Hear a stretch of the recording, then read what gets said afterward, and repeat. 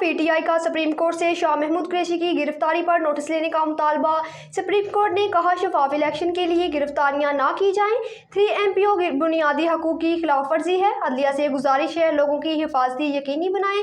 Chairman PTI barrister Gauhar की media से गुफ्तगू। मज़ीद तफसीलात सरदार ताहिर महमूद की इस रिपोर्ट में।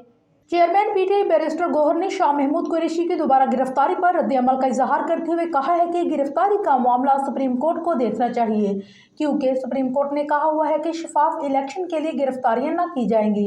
उन्होंने कहा कि शाह महमूद कुरैशी को पहले भी मुतअद्दिद बार गिरफ्तार किया गया। 3 MPO की आइन में गुंजाइश नहीं, क्योंकि 3 MPO बुनियादी हकूक की खिलाफ वर्जी है। MPO इसलिए जारी किया जाता है कि नया केस बनाने तक नजरबंद रखा जाए। अदलिया से गुजारिश है कि लोगों की हिफाजत को यकीनी बनाया जाए।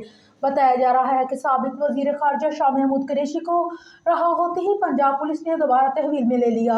सुप्रीम कोर्ट की जानिब से जमानत मंजूर होने के बाद शाह महमूद कुरैशी को साइफर केस में रहा किया गया। तहम जेल से निकलते ही रावलपिंडी पुलिस ने साबिक वजीर खारजा को अपनी तहवील में ले लिया और गाड़ी में बंद करके नामालूम मुकाम पर मुंतकिल कर दिया। मालूम हुआ है कि पुलिस की जानिब से साबिक वजीर खारजा शाह महमूद कुरैशी की 9 मई GHQ हमला केस में गिरफ्तारी डाली गई है। उन्हें थाना आर्य बाजार रावलपिंडी की पुलिस ने गिरफ्तार किया। उस मकसद के लिए पुलिस हुकाम ने डिप्टी कमिश्नर रावलपिंडी से पाकिस्तान तहरीक इंसाफ के रहनुमा की नजरबंदी के अहकाम खत्म करने की इस्तदा की। बताया गया है कि पुलिस हुकाम की दरख्वास्त पर DC रावलपिंडी ने शाह महमूद कुरैशी की नजरबंदी के अहकाम वापस ले लिए।